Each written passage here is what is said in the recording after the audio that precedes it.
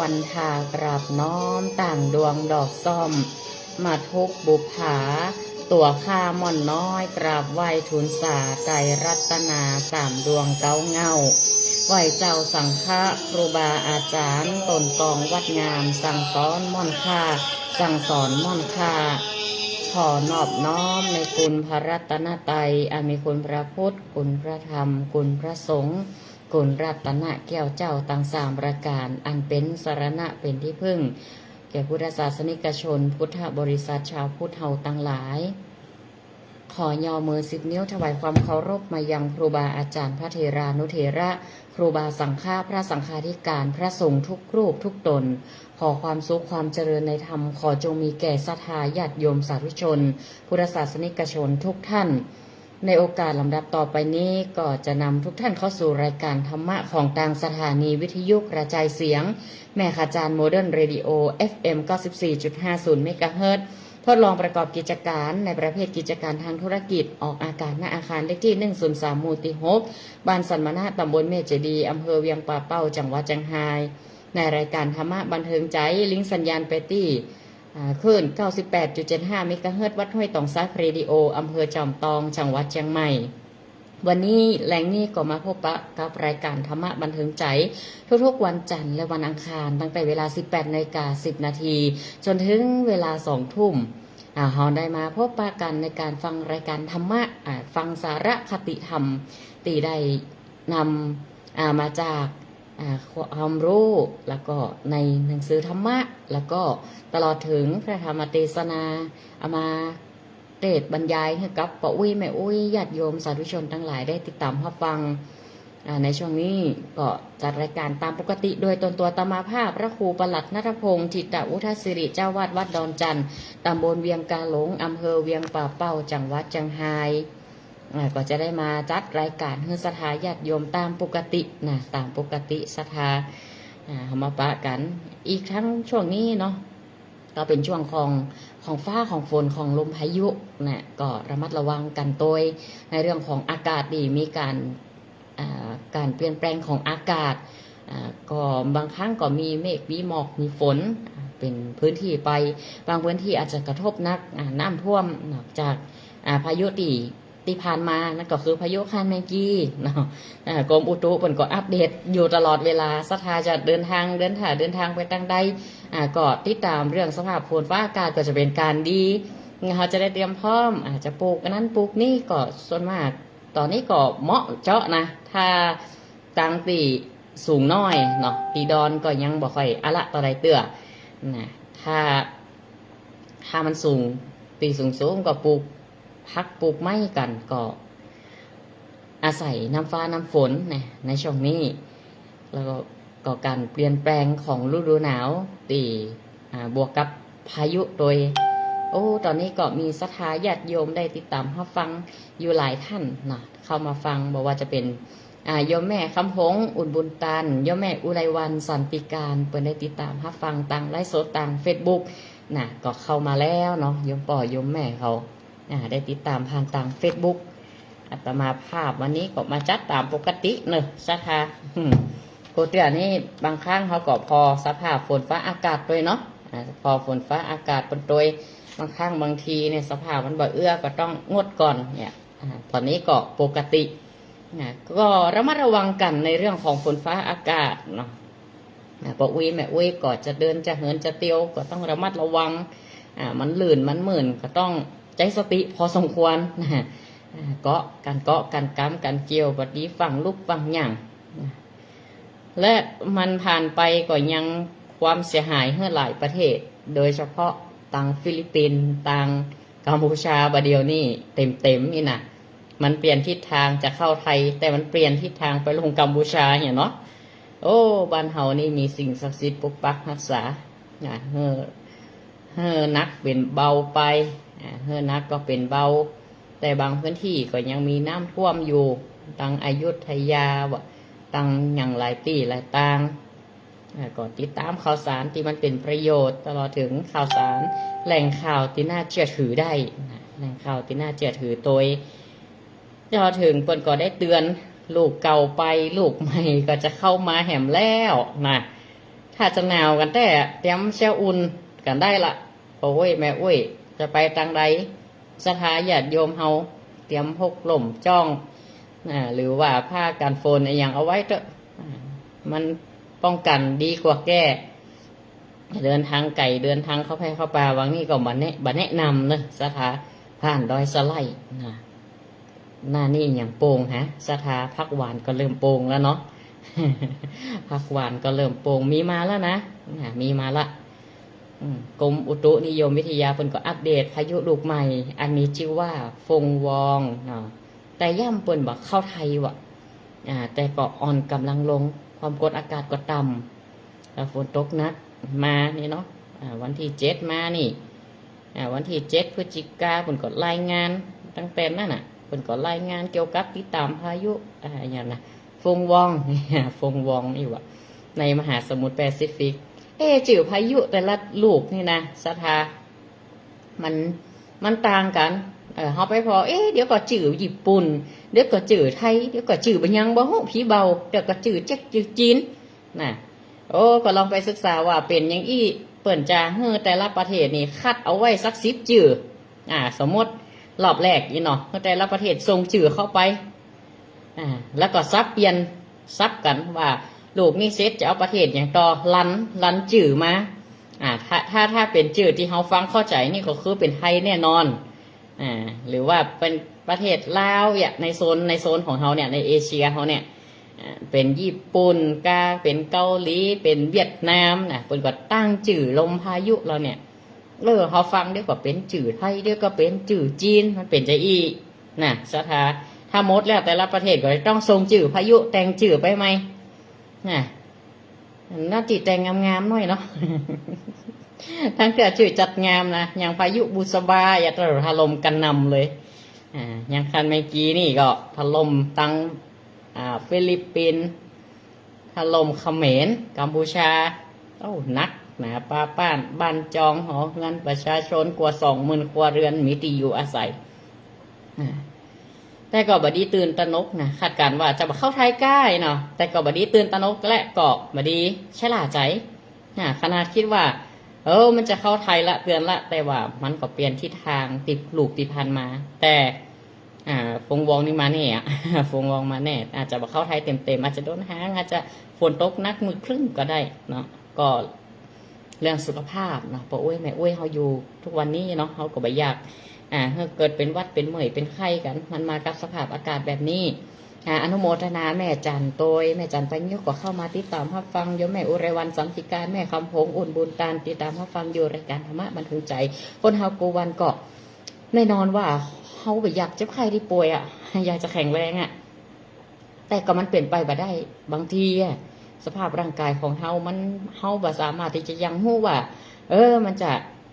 เป็นเมื่อยก็เป็นไข้ก็บ่สบายเจ็บป่วยยามใดนะแต่เฮาก็บ่ประมาทนะบ่ประมาทขนาดเฮารักษาสุขภาพแล้วบางทีเนี่ยโรคภัยไข้เจ็บมันยังพัฒนาต่อเก่ามัน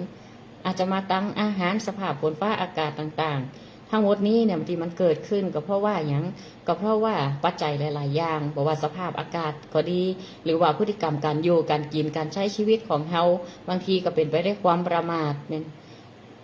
เป็นโรคภัยไข้เจ็บที่มันเกิดขึ้นเพราะความประมาทเช่นประมาทในการกินประมาณในการกินอย่างเกินไปก็บ่ดีน้อยไปก็บ่ดีอย่างเรื่องไขมันความดันเบาหวานเราเนี่ยตีเปิ้นให้ยามากินนะถ้าบ่กินมันก็จะควบคุมบ่ได้เห็นเหมาะไปละเลยก็บ่ได้เรื่องอาหารก็ควบคุมเรื่องของไขมันที่ดีก็มีมาจากป่าไขมันที่ดีถ้ามาจากไขมันอื่นเป็นไขมันเปิ้นห้องไขมันเลวไขมันดีหรอได้ที่ดีเปิ้นจะมาจากป่าเนาะบำรุงมีโอเมก้าตัวบำรุงเสริมสร้างกระดูกเป็นโปรตีนเป็นอย่างต่างๆคนเฮาก็ต้องการความสุขอีกแล้วเมื่อเฮาปรารถนาความสุขเฮาอยากจะมีอยากจะไปหั่นไปนี่อยากจะไปใช้ชีวิตตามปกติฉะนั้นเฮาฮักสุขเกลียดทุกข์ทุกข์ก็คือหยังทุกข์ความหมายก็แปลตรงๆว่าความทุกข์ก็คือความสบายกายบ่สบายใจคือสภาพที่มันทนอยู่ได้ยากเมื่อมันเกิดภาวะใดภาวะหนึ่งที่เฮาบ่ปรารถนามันเกิดขึ้นแล้วจิตใจมันรับรู้มันรับรู้ถึงทุกขเวทนาต่างๆที่มันเกิดขึ้นคนเฮาหาความสุขเกลียดความทุกข์แต่ว่าพระพุทธศาสนาเฮาสอนให้ดับทุกข์ดับที่ต้นเหตุของทุกข์อาจจะบางคนอาจจะว่าพระพุทธศาสนาของเฮานี่มองโลกในแง่ลบไปก่อสอนเกี่ยวกับความทุกข์อย่างก็ทุกข์แต่ว่าถามว่าคนเฮาปัจจุบันเนี่ยที่เฮาอยู่เนี่ยเฮาป้นก่อเฮาก็ไม่ได้ป้นแม้จะเป็นเศรษฐีป้นก็ไม่ได้ป้นศรัทธาแล้วเดี๋ยวมีตีมีโหนบ่ฮู้กี่ตีมีอ้ำฮู้กี่คนธุรกิจอย่างต่างๆนานาว่าเปิ่นจะมาลักมาชิงคอร์รัปชันต่างๆจะต้องประสานงานนั้นๆนี่มันก็มีความทุกข์ในระดับของเขาเฮาก็มีความทุกข์ในแบบของเฮามีเหมือนกันทุกคนทั้งทุกจรทุกที่มันเวียนมาเจ็บไข้ได้ป่วยกะทุกประจำสังขารเจ็บหัวเข่าเจ็บแข้งเจ็บขาซ้อยามากินยุกยามาไปบำบัดกากายภาพกาแต่ทุกใจนี่มันนักกลัวศรัทธาญาติโยมหากใจเขาไปปรุงแต่งยิ่งมันเจตสิกมากเครื่องปรุงมันมากมันแต่งไปนักแล้วมันกึดโดยกึดนักกึดมากบางคนนี่มันเกิดอย่างขึ้นบางทีเขาหับสภาพมันบ่ได้ข้อบ่ได้เป็นห้องว่าบ่ได้โปร่งบ่ได้สันโดษการโปร่งก็คืออย่างที่มันเกิดขึ้นบางทีเขาก็บ่ทันตั้งตัวแต่เมื่อเขา ติดในความสุขลำไปแต่วันใดวันหนึ่งบัดแน่ว่าเฮาอาจจะเกิดสิ่งต่างๆเกิดขึ้นกับเฮารับสภาพนั้นบ่ได้พิจารณามันก็จะตุกนักอย่างคนบ่เคยเป็นยังวันใดวันหนึ่งเป็นนั่นเป็นนี่มาเนี่ยโอ้ใจมันนักอย่างผีบ้าเฮาหันมันเพชรมันเมื่อยสักเตื้อนะมีความกังวลบ่มีหยังเนาะสิ่งที่มนุษย์เฮาพยายามทำมาหาค้นหาตลอดชีวิตก็คือหาความสุขเมื่อความเจ็บไข้ได้ป่วยมันเกิดขึ้นกับมนุษย์ผิวหนังมันเหี่ยวแห้งไปก็ไข้หื้อมันตึงผลิตยานั่นมาผลิตอาหารเสริมมาก็มาเสริมบำรุงร่างกายกันมาหาความสุขคือตัวเก่าก็พยายามหนี้จากความทุกข์แต่เมื่อพบความทุกข์พยายามขจัดปัดเป่าออกไปหรือพยายามป้องกันบ่ให้มันเกิดขึ้นถือว่าเขาโชคดีนะศรัทธาญาติโยมคนสมัยก่อนเทคโนโลยีมีที่ช่วยอำนวยความสะดวกแต่ปัจจุบันเป็นว่าเมื่อพัฒนาเทคโนโลยีขึ้นมาแต่ความทุกข์นั้นมันก็บ่ได้ลดลงบ่ได้ลดความทุกข์ของคนเฮาลงสักหน่อยแต่มันจะลดยังลดเปอร์เซ็นต์การอยู่รอดปลอดภัยทำในความสะดวกแต่ปรากฏสิ่งที่มันทำให้สุขภาพย่ำแย่ไปก็นักขึ้นเช่นมลภาวะเป็นพิษสิ่งแวดล้อมต่างๆที่มันเปลี่ยนแปลงไปก็เกิดจากอย่างก็เกิดจากการพัฒนาเทคโนโลยีทำให้เกิดภาวะโลกร้อนภาวะเรือนกระจกเป็นฝุ่นละอองมลพิษต่างๆในช่วงเนี้ยอย่างประเทศไทยเฮานี่ช่วงนี้หมอกเหมยต้องนักท่องเที่ยวเยอะนักท่องเที่ยวแต่ละตีเพิ่นก็มาแอวกันถึงฝรั่งมังค่าถึงจีนมอนไทยเกาหลีญี่ปุ่นเข้ามาแอวเมืองไทยตีผ่านมาตีทำรายได้เป็นนักก็ประเพณีลอยกระทงถ้าบ้านเฮาก็หยี่เป็งเป็นเอกลักษณ์อัตลักษณ์ของชุมชนของวัฒนธรรมที่ส่งเสริมการปลูกใจแล้วก็ส่งเสริมให้เกิดการอนุรักษ์รักษาประเพณีคุณค่าเหล่านี้เพราะมันมีผลต่อระบบเศรษฐกิจเกิดการหมุนเวียนมีการค้าการขายกันเกิดขึ้นอีกอย่างทำให้การท่องเที่ยวดีขึ้นก็ล้วนมาจากวัฒนธรรมประเพณีต่างๆเหล่านั้นเขามาพอเอาเรื่องของวัฒนธรรมความดีงามที่เปิ่นถ่ายทอดออกมาเป็นแบบแผนจารีตธรรมเนียมแสดงออกทางการแต่งกายการอู้การจาการแสดงออกสีท่าทางต่างๆการฟ้อนการลำมีขนบธรรมเนียมที่เป็นแบบแผนบ่ได้มาพอความสวยงามบ่ได้มาพอไฟบ่ได้มาพอแสงสีเสียงเพราะอย่างประเทศเปิ่นพัฒนาเจริญหรือเฮาวันเทคโนโลยีสถาเนาะบอกว่าจะ AI ก็ฝรั่งนั่นล่ะผลิตโซนยุโรปแถวปุ่นเปิ่นก็ประดิษฐ์กันมานิดหรือเฮากันประดิษฐ์โดนเฮาก็ยังสั่งซื้อเป็นไฟฟ้าต่างๆแสงสีเสียงนี่เปิ่นมาพอแหละถ้าพอประเทศของเปิ่นรู้แล้วนี่ก่อนแต่ที่เปิ่นมาพอหยังพอรากเหง้าวัฒนธรรมเฮาสิ่งที่ดีงามที่สืบกันมาเป็นเอกลักษณ์กว่ามีในชาติเปิ่นอีเตออาหารการกินการแต่งกายมาพอวัฒนธรรมเปิ่นอยู่ร่วมกันจะได้สมัครสมานสามัคคีกันได้การผูกน้ำใจเป็นหนึ่งอันเดียวกันเปิ่นทำอย่างกันอย่างใดชะนี้แล้วเปิ่นก็มาพอแล้วก็เกิดความประทับใจแต่ว่าบางครั้งบางทีนี่คนไทยนี่อาจจะมองผิดไปอาจจะจัดงานหรือว่ากิจกรรมต่างๆนอกแนวไปเป็นการให้ค่าของเทคโนโลยีที่มันล้ำหน้าถ่ายทอดแสงสีเสียงเอาอย่างอื่นเข้ามาโผลประยุกต์ล้ำไปอีกตัวเนาะจนมันเกินควรเกินงามที่จริงแล้วเขาก็ช่วยกันอนุรักษ์สิ่งที่มันดีๆบอกว่าด้านภาษาการอู้กันจากบ้านเฮาการต้อนรับครับสู่รอยยิ้มเพิ่นห้องว่าปิยะวาจาอูจาม่วนจาหวานเฮอกับบุคคลอื่นเฮอประทับใจอันนี้เป็นน้ำใจของคนแล้วก็เทคโนโลยีมันมีการพัฒนาบอกว่าจะมีพัดลมแต่ก่อนนี้อารมณ์ธรรมชาติมีเครื่องปรับอากาศบรรเทาความร้อนอากาศหนาวก็มีผ้าห่มพร้อมเดียวมีฮีตเตอร์อีกบนห้องหนาวและแห้งในบ้านก็ยังมีเครื่องทำน้ำอุ่นใจแก๊สก็ใจไฟก็ใจแก๊สเครียดหมดก็ได้ซื้อเหมาะเปลี่ยนละ สมัยก่อนนี่ต้องเอาไปตากใส่ผ้ายางปู่อุ้ยแม่อุ้ยเขาเอาน้ำใส่ถังน้ำคุไว้เนาะไปตากหรอเอาผ้ายางเขามัดแรงมาอาบถ้าอาบต่ำก็ได้น้ำมันเย็นเนี่ยน้ำบ่อตะกอนมันอุ่นอย่าเวลาหน้าหนาวมันอุ่นมันก็แปลกนะเป็นห้องว่าไอดินมันขึ้นนี่กะมาเลยอุ่นมาต้องใจน้ำห้อน้ำเครื่องทำน้ำอุ่นแต่ประเดี๋ยวนี้ต้องทำ ทำเครื่องทำน้ำอุ่นเพื่ออย่างเพื่ออำนวยความสะดวกคนมีเวลาจะเดินทางไปไหนมาไหนแต่ก่อนขี่เกวียนไปเดี๋ยวขี่รถพอมีรถยนต์มีรถสาธารณะอำนวยความสะดวกให้เราก็ทำให้เกิดความสะดวกสบายการค้าการขายใช้จ่ายสะดวกอย่างไรก็ตามถึงแม้เขาจะหนีความทุกข์บางอย่างได้ขจัดปัดเป่าบรรเทาได้มากน้อยเพียงใดแต่ว่าทุกหลายอย่างเขาหนีบ่พ้นเดี๋ยวน้ำมันขึ้นเอาแล้ว จมกันละน้ำมันขึ้นกามนี่ลาบเหมือนกระดานเลยนะต่อเนื่องกันเลย สินค้าก็มีราคาแพงขึ้นการขนส่งก็แพงขึ้นค่าครองชีพก็แพงน้ำมันเป็นตัวที่เอาขึ้นค่าเข้ามาหลอกการจ่ายทำให้เงินบาทมีค่าแข็งตัวเขาก็นี่ปนแล้วก็บางครั้งบางทีความทุกข์ใหม่ก็เกิดขึ้นอยู่เรื่อยๆบอกว่าจะร่ำรวยมีเงินมีทองต่อใดก็อยากมีวาสนาบารมีเหมาะคนรวยก็อยากมีวาสนาอยากมีบารมีจะพบเจอความทุกข์อยู่ฮะน่ะวนเวียนอยู่ตลอดเวลาตุกอกตุกใจอันนี้เปิดห้องว่าตุกไปนอกเพราะตุกไปใน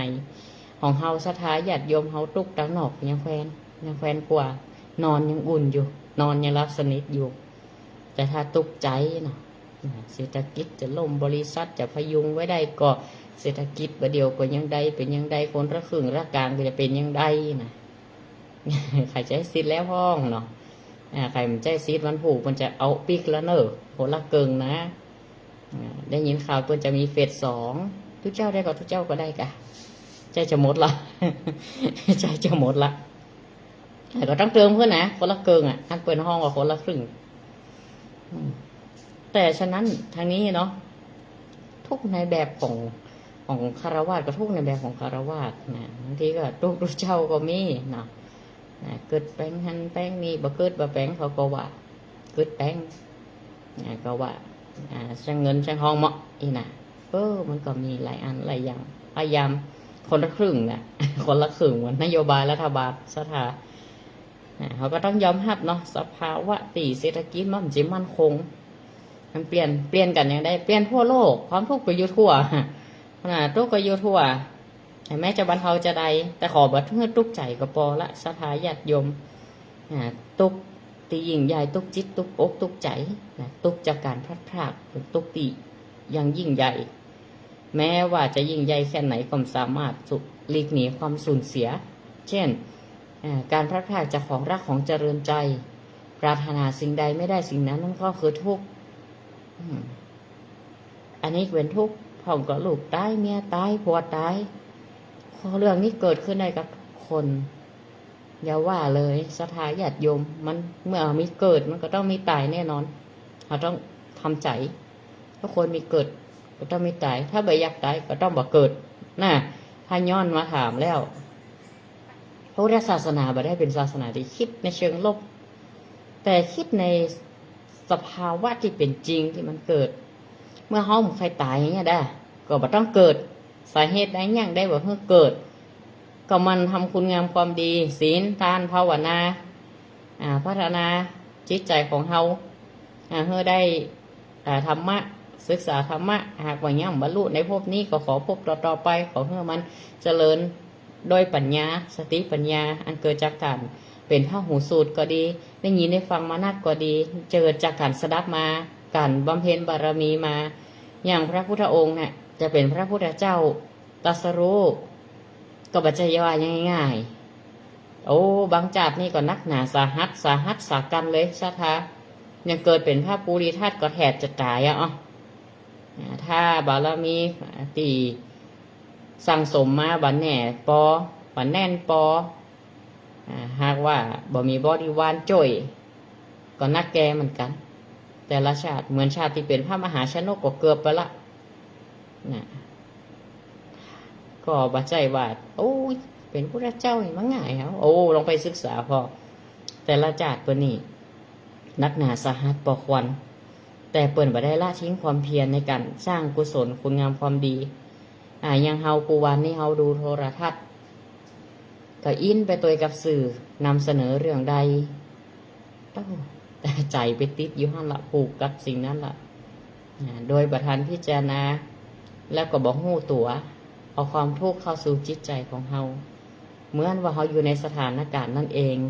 เหมือนพระเอกกับนางเอกบ่สมหวังในบทละครเสมอไปเหมือนว่าพระเอกตายตอนจบเหมือนว่าข่าวนั้นมันอยู่หน้าเฮานี่คนที่เฮาบ่ชอบใจคนที่เฮาบ่เปิงอกเปิงใจเหมือนกับมาอยู่ตรงหน้าเฮานี่หรือแม้แต่ข่าวกวนนี่นำเสนอแต่สิ่งที่มันเป็นเชิงลบเป็นนักหน่อยเชิงลบ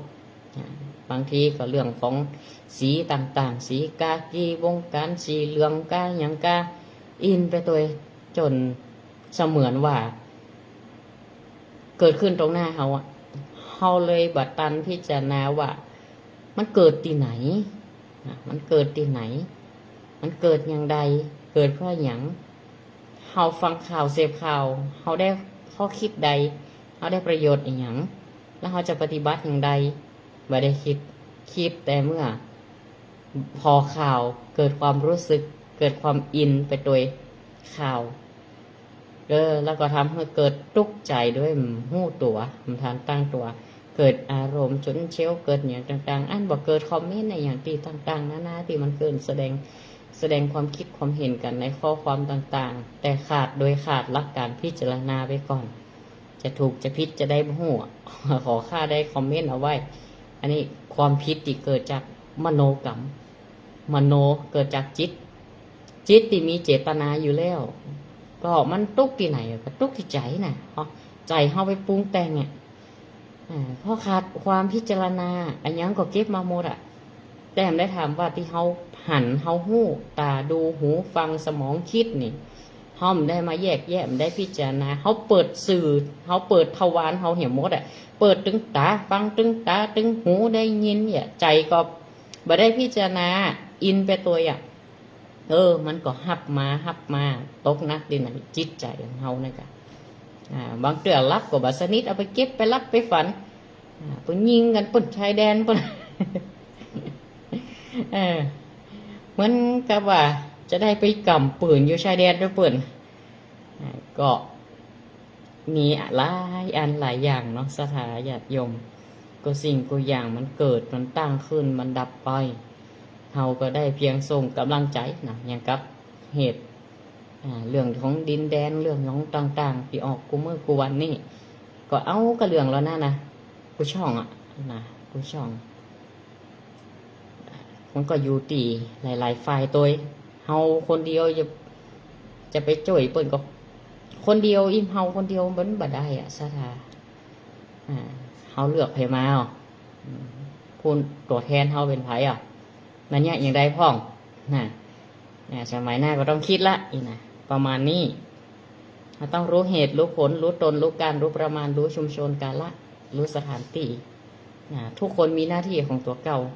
มีหน้าที่ค้าขายก็ค้าขายพิษไปบ้านเป็นหน้าที่ของงานเป็นป่อเป็นแม่ก็ทำหน้าที่ไปหน้าที่ของพุทธศาสนิกชนบางครั้งบางทีเขาก็ต้องศึกษาธรรมะพ่องเพื่อเอามาอย่างก็เพื่อมาปรับปรุงพัฒนาเจริญจิตเจริญใจอันใดปล่อยวางก็ปล่อยวางได้พ่องเพราะว่ามันมีภัยปัญหาเมื่อเกิดปัญหาทุกข์คือปัญหาทุกข์ที่เกิดคือตาหูจมูกลิ้นกายใจแล้วนี่ไปเปิดทับเอาโดยขาดการพิจารณามันก็เก็บมาติดใจเหมือนควันสักคะเหมือนกลมลมนั่นเหมือนกลมลมเนาะสถาปดเป่าควันเข้าไปติ๊กเหมือนเขาหับสิ่งที่บดีไปติ๊กมันเปลี่ยนอะไรกลมลมกำแหลกจัดงามนะหอพิจารณานะ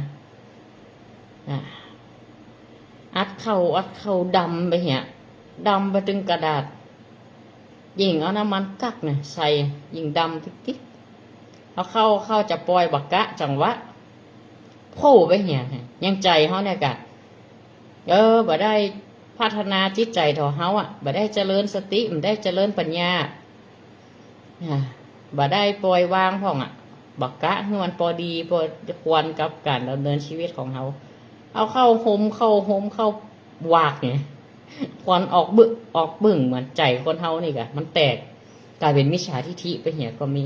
หอบหุ้มไปด้วยความโลภความโกรธความหลงไปเหี่ยก็มีเหมือนคนปล่อยกลมลมเนี่ยก็มาพิจารณาอัดควันเข้าเนาะตึงล่ำกะมันถูกมันไปลอยอย่างสักคำโผล่ไปเนี่ยโผล่ไปเนี่ยบอกกันแน่จิบัดปบด้วยก้นก็ละตกหลุมต้มตั้มย่ำป้อมตันก็มีฝั่งปล่อยโบกก็มีปากโบกปลายมันโบกก็มีแปลงกำแรงงามเหมือนใจเขาให้กำแรงงามเอาควันเข้าไปโฮมดำตึกดำขลึงตึงมันเป็นมันก็เป็นจะอีเนาะคนเฮานี่ถ้ายิ่งเฮาบ่เจริญด้วยศีลเจริญด้วยภาวนาคือความคิดนั่นเองคิดให้มันเป็นกุศลคือความฉลาดรู้ฉลาดทำต้องมีศิลปะที่สำคัญตัวพระพุทธเจ้าตรัสว่าคนที่มีศิลปะในการดำเนินชีวิตเป็นคนที่ใช้ชีวิตด้วยความบ่ประมาทเพราะมีศิลปะมันเข้ากันได้อย่างไรศิลปะกับธรรมะคำว่าศิลปะคือการฉลาดคิดฉลาดทำฉลาดคิดฉลาดทำก่อนในเมื่อคนเฮาเกิดมาแล้วก็ต้องมีศิลปะในการใช้ชีวิตอย่างไรคนเฮาตู้เหมือนกันแต่จะศิลปะในการใช้ชีวิตอยู่กับปัญหากูมือกูวันนี้เขาจะมีศิลปะจะใดอยู่กับความทุกข์เบิ่งว่าทุกข์มันมี แต่จะแยกอย่างไรกูวันนี้คือมันมีผลต่อการใช้ชีวิตของเฮาบางทีปลูกพักปลูกไม้คาดหวังไปก่อนละปลูกคาดหวังไปก่อนอย่างละอ่อนคาดหวังในตัวเขานักลำไปก็มีคาดหวังก็ส่งเฮียนพิเศษส่งไปแล้วเฮียนนั่นเปิดเฮียนอังกฤษตัวเฮียนอังกฤษเปิดเฮียนจีนตัวเฮียนจีนส่งไปส่งมาเข้าบ่พอละรับได้กำได้เป็นเลตาเตไปเหี่ยก็มีตีเปิลฮับได้ก็ได้เพราะว่าปัญญาคนเฮามันคนละระดับความฉลาดหู้ฉลาดคิด EQ IQ ความฉลาดทางอารมณ์ความฉลาดทางปัญญาคนเฮามันเจ็บเท่ากันแต่ไปวิทยาศาสตร์มันก็ถึงวัดได้วัดค่า EQ IQ ความฉลาดทางอารมณ์ความฉลาดทางสติปัญญานี่เป็นห้องว่าฉลาดคิดในทางโลกกับทางธรรมนี่ต่างกันละสถาฉลาดคิดในทางโลกในคิดที่จะเอาประโยชน์เข้าตัวฉลาดคิดที่จะชนะคิดชนะฉลาดที่จะทำสิ่งต่างๆนั่นเพราะมันเกิดมรรคเกิดผลเพื่อมันเกิดผลเพื่อตัวเองถ้าความฉลาดทางธรรมนี่หมายถึงว่าการเอาตัวรอดโดยการหู้จักที่การเข้าสู่ทิศทั้ง6ทิศ6เนี่ยกับเรื่องของการใช้ชีวิตร่วมกับผู้อื่นอย่างใดจะทำงานอย่างใดทำให้เสร็จก็ทำให้มันดีมันต่างกันทำให้เสร็จแล้วทำให้ดี หรือว่าเฉพาะการได้ทำมันออกมาจะใดถ้าฉลาดทางอารมณ์นี่ก็ถ้าในทางโลกฉลาดในอารมณ์ก็แปลว่าการภาวะการเป็นผู้นำของยังของแต่ถ้าทางธรรมก็คือผู้นำที่วางตัวได้เป็นสัมมาทิฏฐิมีความเห็นที่ถูกต้องบ่เป็นผู้นำที่คิดคอร์รัปชันบ่เป็นผู้นำที่เบ่งอำนาจหรือว่าบ่เป็นผู้นำที่กดเหงรังแกคนอื่นบ่เอาหน้าที่มารังแกคนที่ด้อยกว่าประมาณนี้สถามันก็ต่างกันอยู่ความสุขของคนเฮานั่นจะสุขจากอย่างก็ตามมันก็มีทุกแฝงอยู่เสมอแต่ว่าต้องมีศิลปะในการดำเนินชีวิตของคนเฮาทางนี้เนาะการมองในแง่บวกหรือการมองมันก็ใกล้เคียงกันนะในแง่บวกบางทีก็ต้องตามสภาพความเป็นจริงพระเจ้าบอกว่าคนแก่ที่มีความเป็นหนุ่มสาวความเจ็บป่วยมีอยู่ในความบ่ป่วยความตายมีอยู่ในชีวิตมันไม่ได้แยกกันใครว่ามันแยกกันไม่ได้แยกนะไม่เกิดก็ต้องมีตายอย่างเมื่อวานเฮ เขาจัดดอกไม้บ่ได้งามย่างได้กล่อมงามแต่ในเวลาเดียวกัน กิจกรรมนี้ก็เตือนให้หันว่า ถึงความโลภในใจคนเฮาบางคนเอากิ่งไม้แห้งใบไม้แห้งมาจัดก็ยังเห็นว่าสิ่งนี้บ่งามก็ยังมีความงามอยู่เนาะยังเปิ่นเอาดอกไม้แห้งมาทำเนี่ยเอาดอกไม้ใบไม้แห้งที่มันหล่นเอามาใส่แก้วมาซ่อนๆเป็นดอกเพิ่นก็บางคนเพิ่นมีศิลปะเพิ่นก็มีความงามจัดออกมาได้งามทำให้หันว่าสิ่งบ่งามก็มีความงามอยู่ในตัวมันนะในทางกลับกันคือในสิ่งที่สวยงามก็ย่อมมีความบ่งามเหมือนกันเหมือนสังขารคนเฮานี่จะงามได้ก็ตามเป็นโรคภัยไข้เจ็บขึ้นมาอยากมีอยากเปลี่ยนสักอย่างก็มีความบ่งามอยู่ในตัวเพราะอย่างบางคนงามแต่รูปถ้าแฝงไปด้วยอย่างความโลภความโกรธความหลงในตัวเก่าในตนตัวพระพุทธเจ้ามันก็เลยตัดสอนคนตั้งหลายว่าบอกให้ประมาทในการดำเนินชีวิตเนอะความสุขของเฮาก็เช่นกันมีความทุกข์แฝงอยู่ตลอดเวลาดังตีกล่าวว่าความทุกข์เป็นสิ่งที่เฮาหนีบ่พ้นเฮาก็ต้องเรียนรู้อยู่กับมันเรียนรู้อยู่กับมันออกมายอมรับแต่เจ้าของบ้านบ่อยากออกมาก็เพราะว่าอย่างบ่อยากเจออากาศร้อนเนี่ยกะบ่อยากออกมาปะร้อนเฮ้ยถ้าอยู่บ้านเปิดแอร์ดีกว่าเข้ากับไฟออกติ๊กๆอันเนี้ยในความงามก็มีความบ่งามอยู่เนี่ยในความสุขก็มีความทุกข์แฝงก็เป็นเจ๊ญาติโยมเฮาบุรุษไปรษณีย์ก็รอเจ้าของบ้านมาฮับเนาะยังเปิดมาส่งของนี่นะแต่แทนที่จะรอเฉยๆก็ห้องเพลงไว้ด้วยกระทั่งในที่สุดเจ้าของบ้านเอามาต้องมาฮับพัสดุเสร็จแล้วก็ถามบุรุษไปรษณีย์ว่าอาการร้อนจะอีห้องเพลงได้อยู่กายกับอาการร้อนแต่ใจเปิ่นบัดตุกเปิ่นเป็นนี่เป็นศีลเปิ่นตุกสบายหาประสบการณ์ไปส่งของไปส่งพัสดุไปได้หันนั่นนี่โลกห้อนแต่ใจเขาเย็นมันก็เย็นโลกห้อนห้องเพลงไปตัวยังผ่องก็กบเตือนว่ามันความทุกข์มันกำเริบเหนือจิตใจของเฮาก็คือทุกข์มีอิทธิพลต่อจิตใจของเฮาหู้อยู่ว่ามันทุกข์แต่จะไปทุกข์กับมันนี่อย่างเนี่ยเป็นอย่างหนึ่งตีเป็นการตีจะทำให้เขาผ่อนคลายนะผ่อนคลายวางเป็นห้องว่าอุเบกขาการวางปล่อยวางจากสภาวะอารมณ์เวทนามีความอดทนใจขันติความอดทนให้วิธีหนึ่งตีจะช่วยให้อยู่กับความทุกข์ใดนั่นคือสติที่ครูบาอาจารย์มันสอนนะทุกวันนี้ทุกขเวทนามันเกิดขึ้นประจำเป็นต้องใช้การปรุงแต่งใจหรือปลอบใจตัวเขาก็ได้โดยใจสติหูทานแล้วปล่อยวางมันให้ได้สติหูทานแล้วปล่อยวาง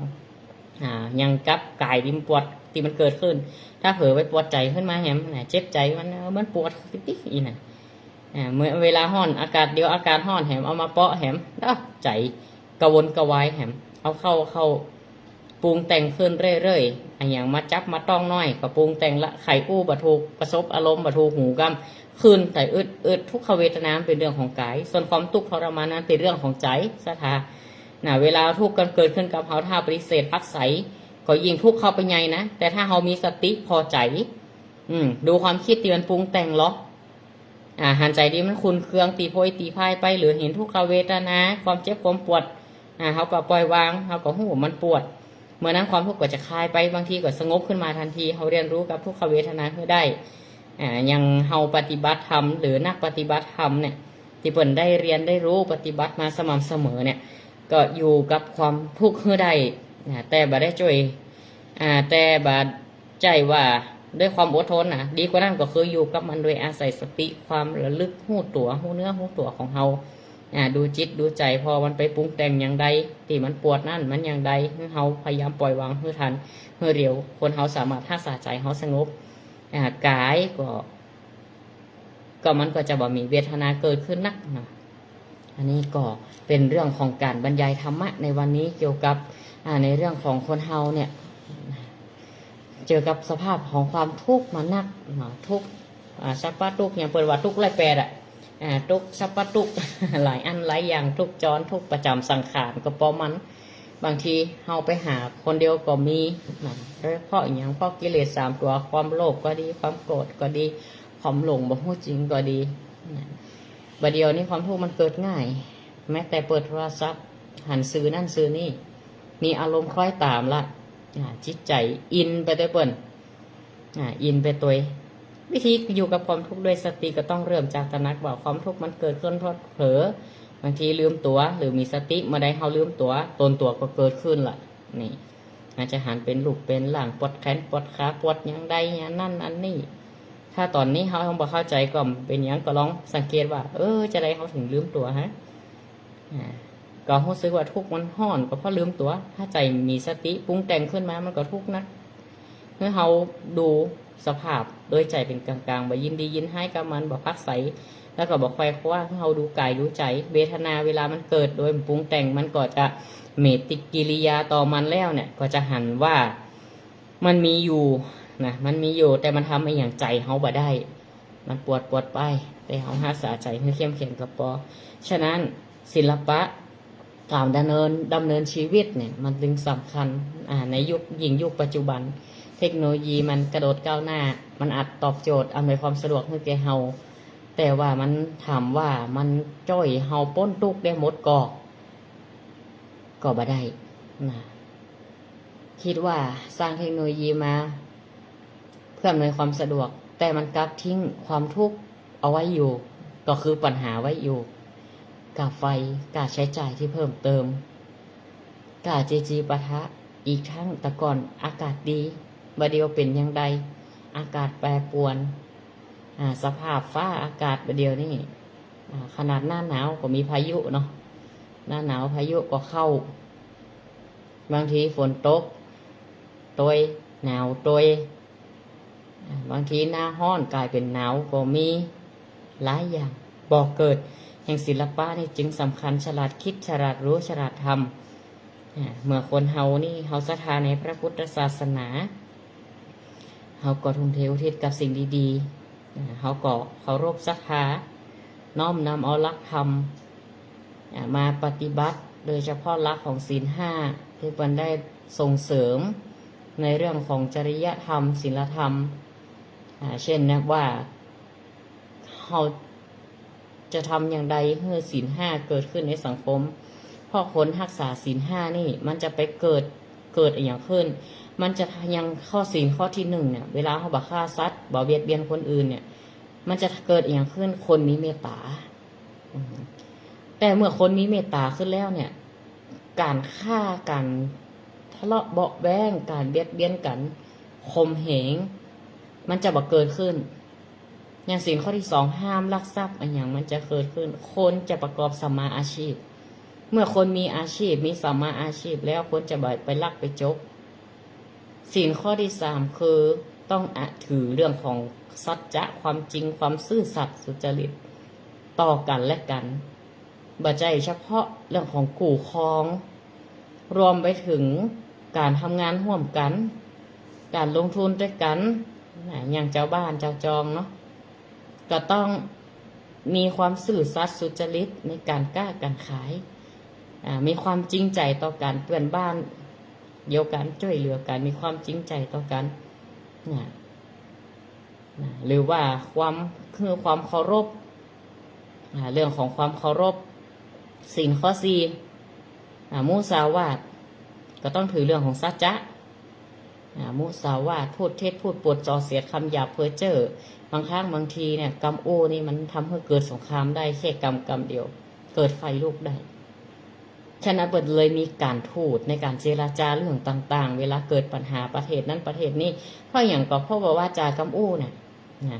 แม้แต่กรรมโอ้บางประโยคเนี่ยเขาไปตีความ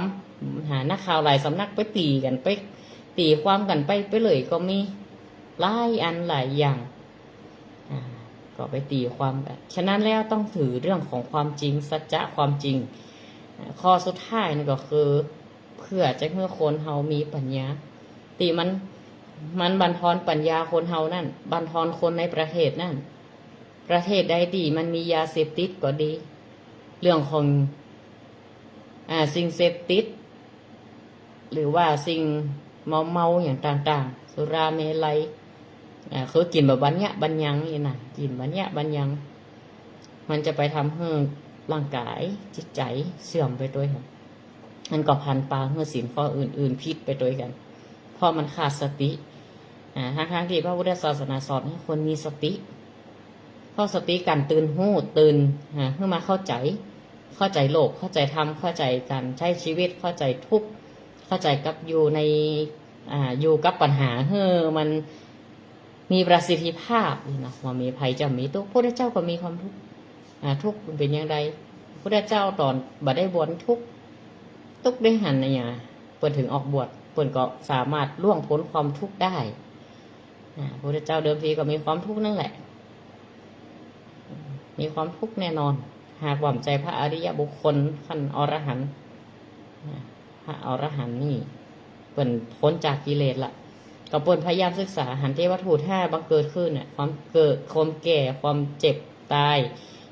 หันทางออกของปัญหาก็เลยออกขวัญขวายดำเนินในทางสายกลางมักน้อยสันโดษแล้วก็เกิดการบำเพ็ญทางจิตพิจารณาตามธรรมแล้วก็บรรลุเป็นพระสัมมาสัมพุทธเจ้าเหนือความทุกข์ทั้งหมดทั้งมวลบปีกมาเกิดละพอเปิ่นฮู้ว่าคนเฮาตายเป็นทุกข์เกิดแก่เจ็บตายเป็นทุกข์ยังได้เพื่อตายคือตัดเรื่องของบ่ให้เกิดเป็นเทวดาทุกข์ว่ายังทุกข์อยู่นะ ถ้าเป็นเทวดานะต้องนิพพานอย่างเดียวข้ามพ้นวัฏสงสารเทวดาทุกข์บ่ทุกข์สถาญาติโยมเตือไปเป็นบริวารเปิ่นก็มีเทวดาก็แบ่งหน้าที่กันเทวดาบางทีก็กลัวงูยักษ์งูมันมีนักเหลือเหมาะเปิ่นก็เลยมาสำรวจหรอว่าโอ้การกินการต้านงานประเพณีงานใหญ่งานหลวงเปิ่นจะออกสำรวจเหมือนเปิ่นไปตรวจนี่ค่ะ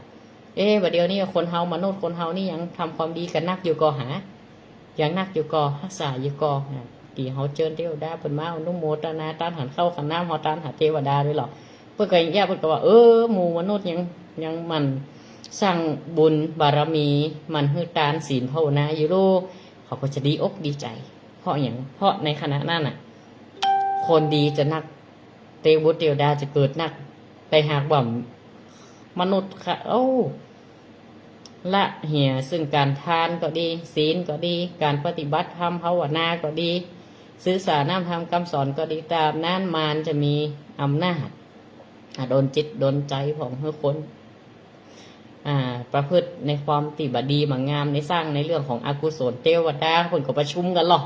ในสภาเพื่อนลงธรรมสภาสวรรค์จันดาวดึงตีดังๆของพระอินทร์วันศีลเหมือนกับไปสวดมนต์สวดอย่างกันโยโกห้องตีพระธาตุเกศแก้วจุฬามณีตามที่เขาได้ยินในธรรมออกในธรรมเปิ่นก็มีหน้าที่ของเปิ่นอย่างพรหมนี่ถ้าใครบอกผู้นี่ยังบางลัทธิเปิ่นก็ว่าพระเจ้าในที่นี้หมายถึงเปิ่นแปลงเปิ่นสร้างเปิ่นแปลงได้โมที่นาโลกอยู่น่ะแต่พรหมเองนั่นแต่ภาษาบาลีเป็นห้องแทนด้วยว่าพรหมน่ะคือว่าเป็นภพภูมิหนึ่งที่มีอายุยาวนานก็คิดว่าหันการเกิดดับของมนุษย์หันการเกิดดับของเทวดาโลกแตกจักรวาลแตกพรหมบางชาตินี่แบบมีอายุยืนเมินล่ำไปจนคิดว่าตัวเก่าเป็นผู้สร้างตัวเก่ามีอำนาจตัวเก่าที่อยู่สูงที่สุดยังพระพุทธเจ้าไปโปรดพกามหาพรหมถึงเจ้าพรหมหลงว่าตัวเก่าเป็นเจ้าชีวิตของคนก็เพราะอย่างก็เสพสุขมาเมินบางเถื่อก็ยูมได้โลกแตกดับจักรวาลแตกดับหุกกี่เตือกเกิดขึ้นแตกดับแต่ก็ยังอยู่ยังอันอยู่พระเจ้าเลยว่าพรหมบางเจ้านั่นห่างไกลจากพระนิพพานอย่างมากทั้งที่เขาลงพิษไปว่าโดยอานิสงส์ของฌานก็ดีอย่างก็ดีเนี่ยทำเมื่อเขาเกิดความหลงไงศรัทธาญาติโยมหากแบบปล่อยวางยึดติดในฌานมีความหลงแต่ว่าดีก็ไม่ใช่ว่าบดีนะเป็นภพภูมิที่สูงอินเตอร์เนาะบ่ได้มีความทุกข์มันได้มีอย่างแต่ว่าอายุมันยืนนานมันนานจนจะพันนาได้อันนี้ส่งแห่งการได้ฌานอารมณ์ของฌานคือความรู้มีจิตติสงบพรหมบางเจ้าเนี่ยรับลืมไฟบรรลัยการเกิดขึ้นร่างโลกร่างจักรวาลหูขี้เตืองอยู่หันอย่างเก่ากระโหลกคิดว่าตัวเก่าอมตะเป็นคนสร้างถึงโมดเนี่ยในขณะที่มันเกิดใหม่สิ่งต่างๆนะพระเจ้าก็เลยไปโปรดเป็นเจียะบางเถื่อก็เข้าใจว่าตัวเก่าเป็นพระเจ้าถ้าเป็นทรัพย์อื่นว่าก๊อดหรือพระเจ้าแต่ศาสนาเขาบ่มีพระเจ้า มุ่งทีเดียวคือบ่ต้องเกิดแก่เจ็บตายต้องหันหู้หันอย่างแหมก็คือนิพพานอย่างเดียวบ่ก่อเกิดวัฏสงสารเกิดขึ้นเป็นความสุขที่เที่ยงแท้นะนิพพานังปรมังสุขังหมดเวลาแล้วศรัทธาญาติโยมอาตมาภาพขอพักเบรกรายการไว้เพียงเก้าอี้กันเนอก็ขอเจริญพรช่วงสองมาป้ากันใหม่ก็ขอธรรมะสวัสดีพักเบรกรายการก่อนเนอ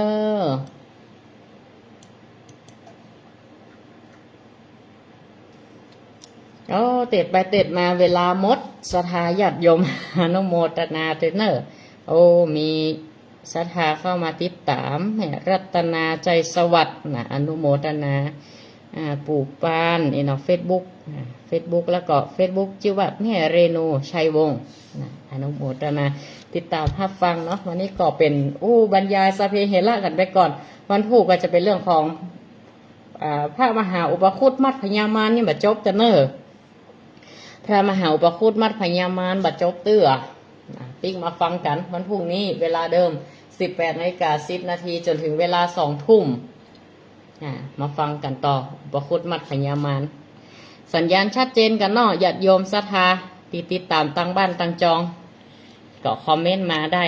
นะคอมเมนต์อู้จากันเดี๋ยวช่วงที่2ก็จะได้เปิดสายหน้าไมค์สนทนาธรรมะกับศรัทธาญาติโยมขอพักเบรกรายการช่วงแรกไว้เต้าอี้ก่อนเนอะเจริญพร